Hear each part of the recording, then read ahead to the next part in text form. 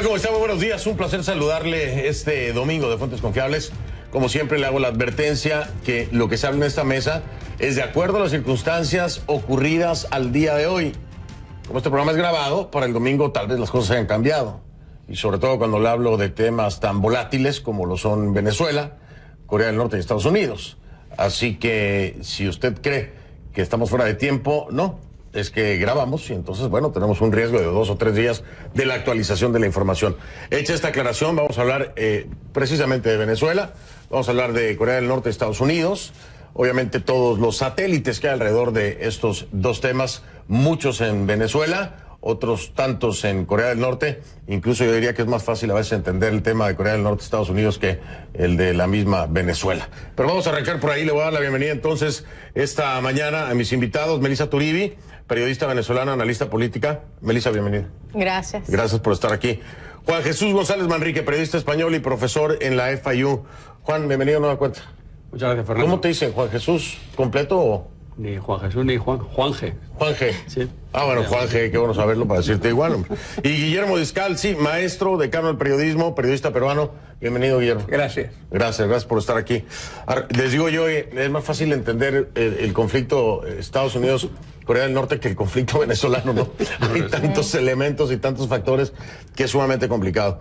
A ver, y yo quiero arrancar por algo que hoy está causando resquemor, molestia, rechazo, división, o profundizando, voy a decir profundizando la división dentro de la oposición, que es el tema de las elecciones regionales. Un sector de la MUD, de la Mesa de Unidad Democrática, dice vamos a elecciones, van a presentar candidatos ante un Consejo Nacional Electoral que han desacreditado, que ha sido incluso ratificado por la empresa que presta la tecnología, que es Smartmatic, como manipulada. Entonces, como que para muchos, a mí no me hace sentido entrar a un concurso en el que ya sé que el juez está de parte del enemigo.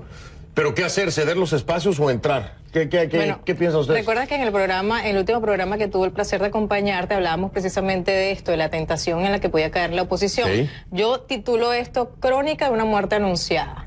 Cayeron algunos en la tentación, una absurda tentación, como tú mencionas, como tú vas a ir a unas elecciones que ya de por sí sabes que puede ser manipulado el resultado y que si no manipulan el resultado puedes ir preso. Tenemos ya hoy 12 alcaldes que han sido detenidos o inhabilitados. Entonces no sirve de nada tampoco ganar la elección sin que corras el riesgo de ir a la cárcel o que te destituyan por cualquier argumento que haya sido, que emane del Tribunal Supremo de Justicia. Entonces es un absurdo, es caer en el juego del gobierno que además no solamente inhabilita todo lo que puede hacer la oposición y la sociedad civil, sino además también complica las acciones a nivel internacional. ¿Cómo internacionalmente pueden seguir sustentando y avalando que en Venezuela hay una dictadura, que digamos en este caso la MUD y los sectores de oposición son las víctimas, si vas a un proceso electoral? O sea, esto es una especie, si hablamos en términos psicológicos, de un síndrome de Estocolmo político, no lo entendemos. ¿Cómo tú vas a ir a medirte con una persona que tú sabes que de por sí no va a reconocer o te va a meter preso si llegas a ganar? Es una cosa absurda. Y es que también depende a quién le preguntes, ¿no, Guillermo? Porque ellos defienden, quienes están diciendo que van a participar, defienden el que no pueden ceder los espacios como lo cedieron en la Asamblea Nacional Constituyente, donde no hay opositores porque decidieron no participar. Pero en realidad lo que está ocurriendo allí con eso de participar o no participar es, hay una frase en inglés, fruit of the poison tree, el fruto del árbol venenoso. Si el árbol es venenoso, el fruto es venenoso. Y lo que tienes allí es una Asamblea Constituyente que es venenosa. Y todo lo que se haga de allí en adelante va a ser venenoso. La participación sería sencillamente hacerle el juego. ¿Y para qué? ¿Para qué hacerle el juego? Esa es mi posición. Interesante. Yo coincido, te lo digo. O sea, yo coincido. Lo que pasa es que hay que hacer un poquito de abogado del diablo porque habrá quien tenga otra postura. No es mi caso. No, o sea, no te asustes, te cedí la palabra. En este panel está complicado. Es como caminar en cascarones de huevo, hablar de ese tema. Es complicado, claro, porque si echamos la vista atrás, en el 2005 pasó algo similar, nadie fue a la Asamblea Nacional Y claro, hicieron lo que les dio la gana, tenían mayoría absoluta, laminaron el Pero país. da lo mismo que entren o no entren, Sí. el resultado va a ser igual. Exacto. Sí, eso es lo que pasa, claro. Sí, si tienes un Consejo Nacional Electoral al que absurdo. están acusando Claro. de haber manipulado resultados de la ¿Qué espacios Asamblea, están defendiendo? te los Nunca manipulan- los han tenido y no los van a tener. ¿Qué espacios Te los están manipulan defendiendo? igual a un resultado de gobernador, ¿no? Aquí lo único que ellos deben defender realmente es la decisión del pueblo que está en la calle. La postura de María Corina Machado me parece que ha sido la más coherente y la más contundente, independientemente de que toda la oposición haya ido en contra, lo que ha sido la postura de María Corina Machado se mantiene allí íntegra y de alguna forma fiel a lo que está pidiendo la gente en la calle. Es un absurdo que ellos quieran defender un espacio que nunca han tenido y que ya de por sí les están anunciando que no van a tener. El mismo Diosdado Cabello en su programa del miércoles dijo que ahora necesitan una carta de buena conducta Certificado de buena conducta. de la Asamblea Nacional Constituyente. O sea, esto es un chiste cruel y todavía Claro. escuchamos postura como la de Henry Falcón diciendo que ellos sí van a ir, como la de Andrés Velázquez, que ellos van a pelear. ¿Qué van a pelear? Una batalla que Bueno, no se va a de dar. figuras como Henry Falcón que nunca ha sido completamente visto como un opositor completo, ¿no? Claro, Por porque él decirlo de viene del alguna forma. chavismo. Él fue chavista en Fue algún chavista. momento y luego pasó hacia la Como dicen oposición. ustedes, saltó la talanquera, ¿no? Saltó la talanquera, pero talanquera. no la saltó completa y quedó como a mitad de camino. Sí, Entonces, sí, sí. obviamente, Se quedó atorado ahí en el brinco, ¿no? obviamente no cuenta con el respaldo político ni de la oposición, digamos los factores políticos, ni de la sociedad Pero entonces, civil. ¿qué haces? A ver, la pregunta es aquí, ¿qué haces como oposición, Guillermo? El problema ¿No es vas? que ¿No vas y te pasa lo que Venezuela pasa? está en la trampa democrática. La democracia asume que la única arma permitida, permisible en todo esto es la votación. Y votar no te lleva a ningún lado cuando tienes un poder que controla todo, absolutamente todo. Te dice la trampa democrática que no te puedes alzar en contra de un gobierno dictatorial porque eso es antidemocrático. I am sorry, con excuse me, pero eso es una trampa. En Venezuela la única salida está en darle frente al régimen de Maduro y hacerlo valientemente. Todo el resto no llevará a nada. Y lo ha dicho Guillermo Scalzi. Lo he dicho de diferente manera, no he podido ser tan frontal como tú ahora, pero me aprovecho. De mi país dicen que ves burro y se te antoja viaje. Pero entonces, si estoy aprovechando para suscribir las palabras de Guillermo, porque yo lo he dicho de alguna u otra forma y la gente se siente en Venezuela, no sé si agredida, ofendida o desesperada, pero es la realidad. ¿Estás de acuerdo que este proceso o juego democrático en el que ha entrado toda la comunidad venezolana, no solamente la oposición, toda la comunidad venezolana, Es es absurdo. infructuoso, es absurdo. Es absurdo. No hay un resultado, no va a haber porque Es estás absurdo. contra un monstruo que no reconoce Es democracia. que hay un tema y Ni hay un procesos, detalle, ¿no? hay un tema y un detalle, como lo decía el profesor, que están en una trampa democrática. Ellos están jugando con reglas democráticas en una dictadura. O sea, tú no puedes comparar manzanas con peras. Claro, Si tú es estás que- en una dictadura, tienes que accionar como las circunstancias te lo obligan, no con unas reglas democráticas que nadie va a respetar, porque los dictadores no respetan absolutamente nada, simplemente intentan imponer lo que ellos desean y cuáles son sus intereses. Claro. Entonces, yo creo que la trampa está allí. Yo creo que la única, perdón, la única solución que yo veo de momento es insistir, hacerle frente al régimen, como decía Guillermo, porque es verdad que estás jugando con tramposos. Ellos tienen las cartas marcadas y tú eres como decimos en España, un panoli, que te sientas enfrente a jugar a las cartas y sabes que te van a ganar siempre. La única solución es alzarse. Sí. Un alzamiento no quiere decir una acción armada, aunque un alzamiento va a provocar que haya violencia en contra de los alzados. Un alzamiento pero es que ya hay violencia. Ya hay violencia, ya hay demanda muertos, ya hay alzados excesivo valor. Hay que tener mucho valor para que el pueblo entero se levante y diga ya basta. El detalle es que no ha sido continuo, el detalle es que ha habido interrupciones, este liderazgo de la oposición que no sé si en este momento decir lamentablemente o que han sido las circunstancias, la sociedad civil ha avalado pues yendo, concurriendo cada una de estas marchas, de todas estas acciones que están haciendo. Y cuando digo lamentablemente es porque hasta ahora el pueblo venezolano les ha dado la pauta y el poder a la oposición para que sea quienes marquen el ritmo de qué se hace y qué no se hace. Y en ese ir y venir es donde se atraviesan algunos intereses personales, como ya lo estamos viendo plasmado el día de hoy, con estas intenciones a ir a elecciones regionales. Entonces, no ir continuamente haciendo este tipo de acciones es lo que no ha dado ningún tipo de resultado. Se necesita algo como lo de Mahatma Gandhi, algo que sea eminentemente simbólico, pero al mismo tiempo contundente. Que salga todo el pueblo a sentarse en la calle, día y noche, que salga con sus frazadas y sus almohadas, y que no se mueva, que salga con sus basenicas y con su tarro de agua. Sí, lo dices muy bien. ¿Sabes que aquí hay algo, por ejemplo, que yo me cuestiono mucho, dentro de otras tantas cosas, pero Ucrania, ¿te acuerdas de Ucrania? Sí, claro, ¿Dónde claro. fueron? Se plantaron ahí. Es lo único. Y no se movieron. Lo único. Pero aquí no ha habido ni siquiera. Porque hay un problema. En este llamado, perdón, en este llamado no ha habido ni siquiera esa visita masiva a Miraflores. No. No ha existido. No. Y cuando se tenía programado marchar a Miraflores, Media se vuelta. canceló. Y el pueblo lo ha exigido. Y el pueblo, por eso, lo ha exigido. el pueblo tiene que actuar ya Pero el independiente. tema está si en que quiere le ha eso. dado el Que poder Caracas a se estos siente líderes de en oposición. la calle y no se mueva, vas a ver cómo se sale Maduro en nada. Pero Y la presión ha sido grande ahora, Guillermo. Ya se enfrió la calle. Ya se enfrió la calle y dolerá mucho que se diga. Pero es una realidad. Se enfrió la calle. Se instauró la Asamblea Nacional Constituyente. Y se acabó. Se acabó la calle, se bajó la calle. Hay grupos, sí, hay gente que sale, sí. Pero no más masivas, porque yo creo- no más convocatorias en la Aquí calle. lo hemos dicho alguna vez ya, cuando hemos hablado de Venezuela. Hay un problema de liderazgo en la oposición. Porque la oposición, lo que se percibe desde fuera de Venezuela, y creo que desde dentro más todavía, es que está dividida el liderazgo, quiero decir. Sí, sí. Uno está en la cárcel, pero bueno, sí, en su casa, pero es la cárcel. El otro, pues también. Otros dicen que obedecen a oscuros intereses, ¿por qué no visitaron a este? Hay como un teje-maneje rarísimo que yo no acabo de entender muy bien.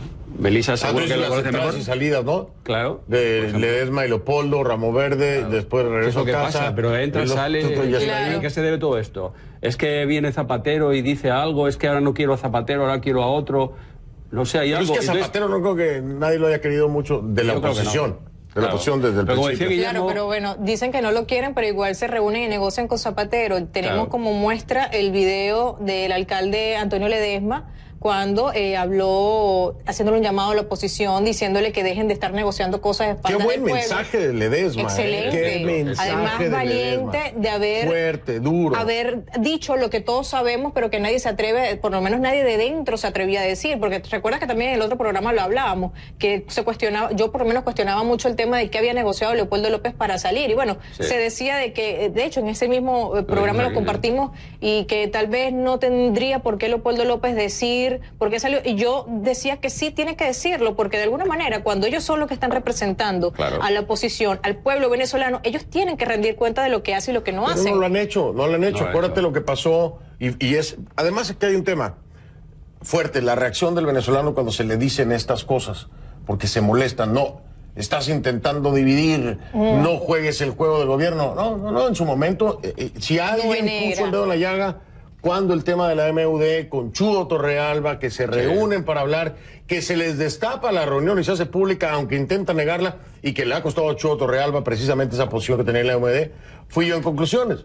La gente se molesta con esas cosas y tú estás dividiendo. Claro. No, es que uno no tiene que dividir, es que la división ya está ahí. Así. Ahora, Sí. si se acabó el liderazgo opositor, Guillermo, ¿quién puede llevar a una acción coordinada como la que estábamos planteando que ocurrió en Ucrania, la misma que tú decías sería la solución? ¿Quién puede llamar a eso? ¿Quién es el Gandhi, Guillermo? El Gandhi. Necesitamos una figura Pero no la hay ahora, ¿o sí? de gran arrastre simbólico, que salga y se pare y diga, hasta aquí llegué. Claro, pero... Bueno, Pero lo hay, tú ves a alguien con esa yo no capacidad en sé, Venezuela. yo no sé si reúna Yo no. todas las Tú no ves a nadie. condiciones. Yo no sé si reúna todas las condiciones, tiene pero que verlo, porque en todo lugar hay de todo, y también hay un Gandhi en Venezuela. Hay que sencillamente encontrarlo. En otras épocas, digamos, la masa obrera era quienes lideraban estas cosas. Ahora, por supuesto, la masa obrera, casi todos los sindicatos tienen que ver con el chavismo porque se lucran de eso y están metidos en hechos de corrupción. Yo hasta ahorita la única figura que estoy viendo y que la gente realmente empieza a apoyar y empieza a ver con otros ojos más serios es María Corina Machado, porque es la única que ha resistido. Yo no sé si ella tiene el arrastre de gente, hasta ahora no lo ha hecho, pero puede ser un fenómeno. A la calle, en ropa callejera, a hacer calle. Eso es lo que no hacen. Pero no lo hace que se ninguno, necesita es hacer calle, estar en la calle, no moverse de la calle. Pero bien hecho, claro, ¿no? Con una convocatoria que es hoy al mediodía, bueno, no, para las 2 de la tarde. Lo van a hacer 6 horas, no, bueno, mejor 4. O esperen si se canceló. Empezar y no parar. Eso es cierto, yo estoy completamente de acuerdo. La consistencia que debe haber en ese tipo de movimiento. Yo estaba pensando hace como, no recuerdo, 2 o 3 años, los estudiantes estaban muy fuertes. John Goycochea andaba por ahí, ¿no? Sí. Lo que pasa es que el grupo de estudiantes de ahora son muchachos que son muy jóvenes y que no están de alguna manera orientados como eran los estudiantes de aquellas épocas, ¿no? No solamente de la época de John Goycochea, de épocas anteriores, cuando los estudiantes realmente eran los que tomaban las decisiones y no había nadie que los frenara 2014 ni nadie que los tuvo dominara. mucho más coordinación los estudiantes en 2014 que se está viendo ahora. Claro, de esos de 2014 ya hay algunos que incluso son diputados. Gaby Arellano, por ejemplo. También alcaldes, también Polanski. Ya pasaron al plano político. Exacto. Ahora, Estados Unidos también tiene la culpa. Te voy a decir, en estos instantes se está considerando un embargo petrolero a Venezuela. Pues el Departamento de Estado ha alzado la voz diciendo que el embargo petrolero le va a matar todo intento de negociación y diplomacia. Un absurdo ¿Cuál total. diplomacia? ¿Qué es eso? Claro. Entonces, yo estoy claro contigo. Si a Venezuela le ponen barcos de guerra adelante para que no salga una gota de petróleo de Venezuela, el régimen se cae. Es así.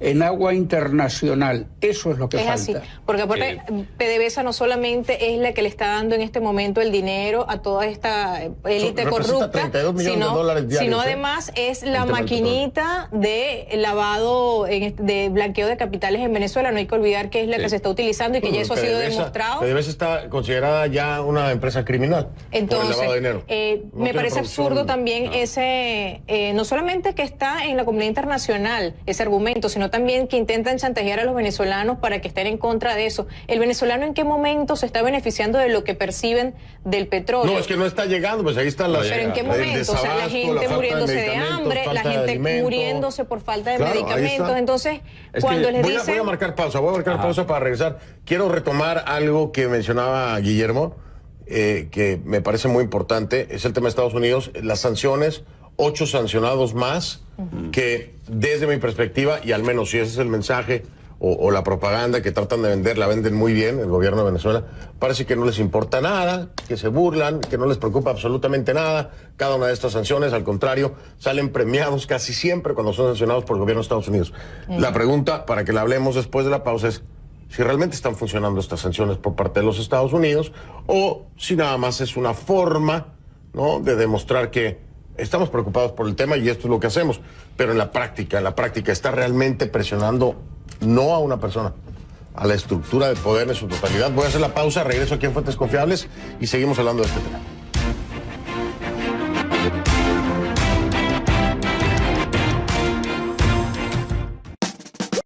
Estamos de vuelta aquí en Fuentes Confiables, continuamos hablando del tema Venezuela. Les planteaba yo antes de ir a la pausa 8 sancionados más por parte del Departamento de Tesoro de los Estados Unidos. ¿Pero están funcionando estas sanciones? ¿Creen que, o sea, tiene en el sentido, vaya, de presionar a la estructura de poder para que haya una transición? ¿Esto funciona? Yo es que no sé, porque aquí te sancionan y te regalan la espada de Bolívar. Imagínate. Pues yo creo que hoy estaba leyendo en algún comentario de algún medio, pues esto, qué bien, vamos, quedan 100 espadas, dense prisa, a ver si ellos sancionan a menos de 100 para que a cada uno le toque una. Sí, ¿no? ya parece feria de sanciones, pero no veo que sirva de mucho, ¿no? Guillermo, ¿qué piensas? Feria de sanciones que son a individuos nada más. Hay que sancionar al régimen entero. ¿Cómo sancionas al régimen entero? Es cortándole la entrada de dinero. cerrándole la salida del petróleo venezolano, no permitiendo que un solo buque tanque salga de Venezuela con petróleo. Y es cierto, finalmente tú tocabas un punto importante. Mucha gente dice, hacer eso lo comparan con Cuba, ¿no? Con el embargo y el bloqueo. Eso va a afectar al venezolano de pie. Pues que el venezolano de pie ya está afectado. Pero es que Estados Unidos también necesita coraje. No existe coraje, no existe valor para meterse de esa manera, no dentro de Venezuela, alrededor de Venezuela, hacer una acción efectiva. Yo creo que más que coraje hay un tema de intereses. Estas sanciones para mí son meramente simbólicas. Estás tocando a personas que realmente son, como diríamos, los peces pequeños, ni siquiera el pez mediano.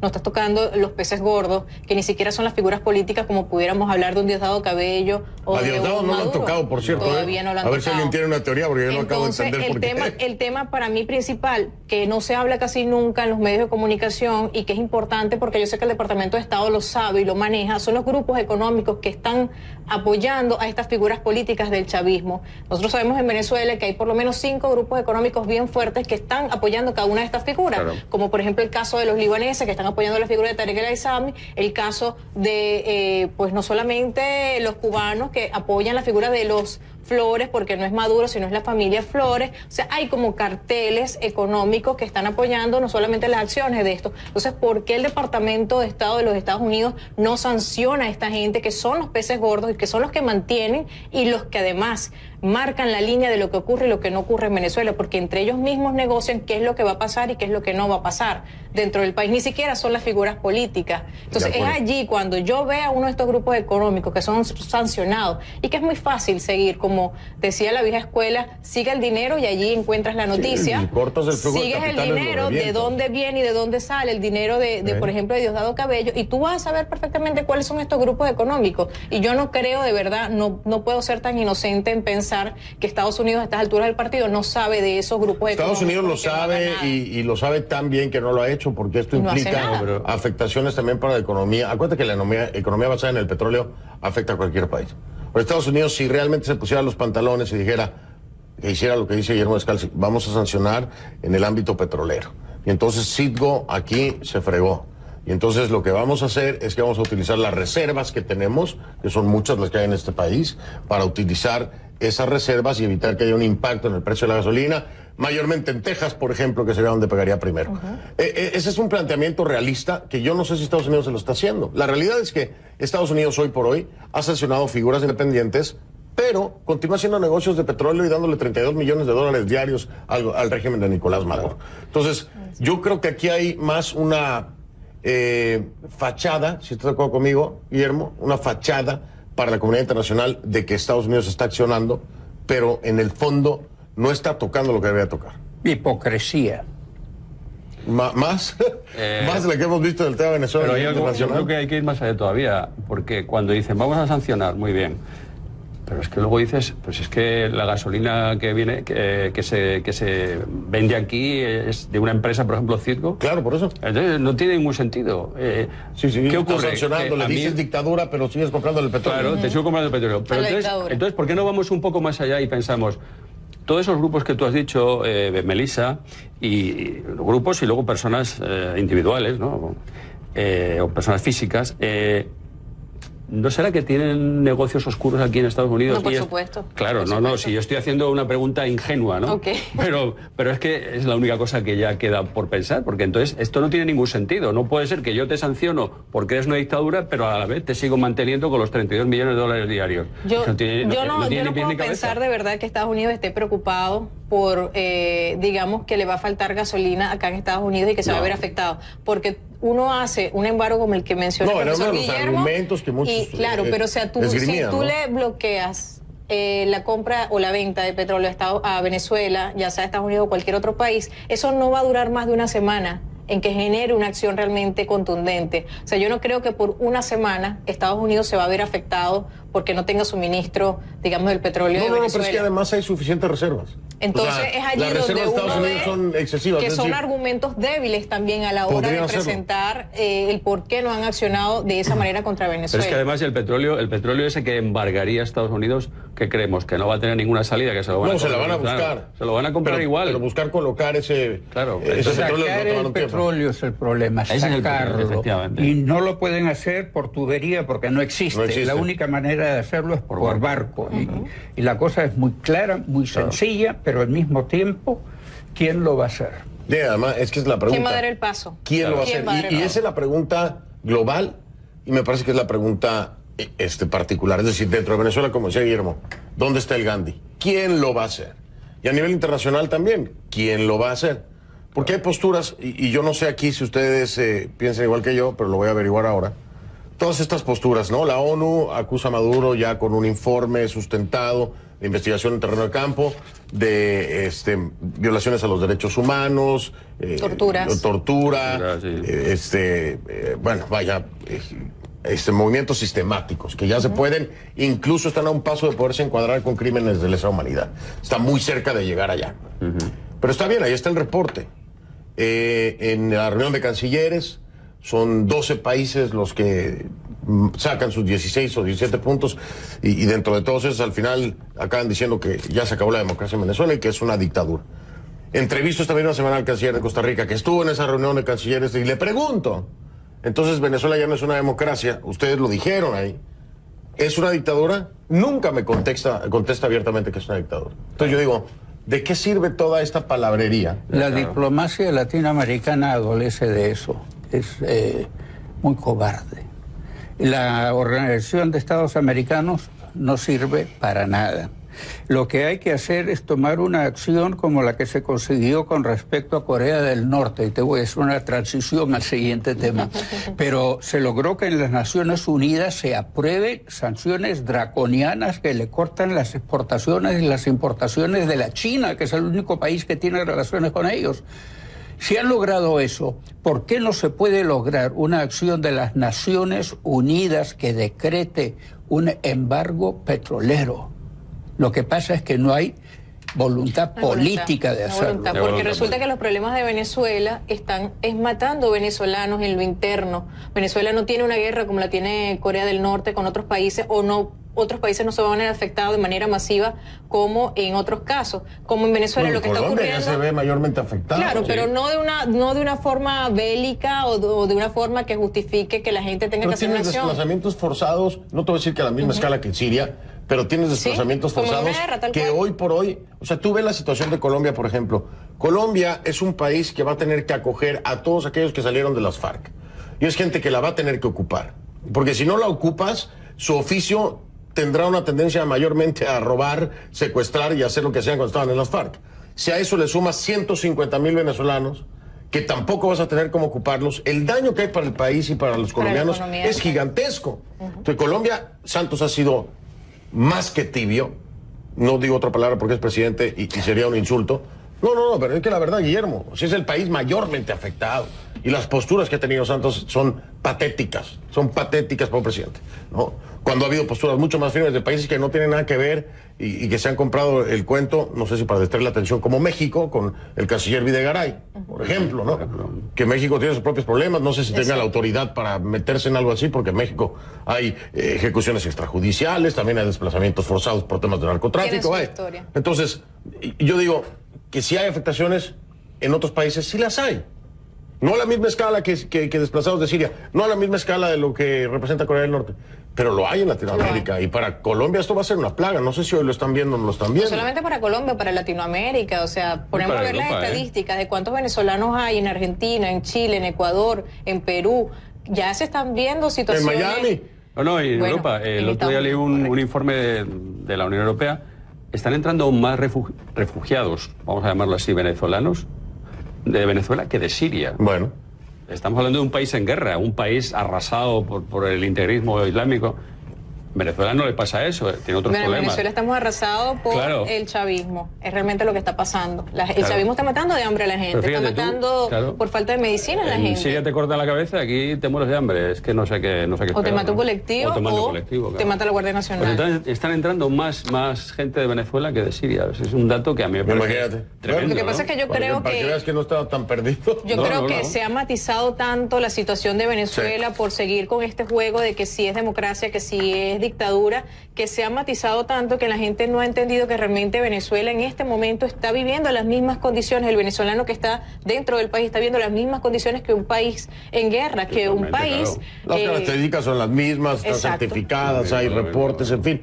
Voy a marcar pausa, vamos a cerrar Venezuela, si les parece, para regresar con Corea del Norte y Estados Unidos, con el fuego y la furia de Donald Trump y las locuras de Kim Jong-un. Un corte comercial, ya vengo.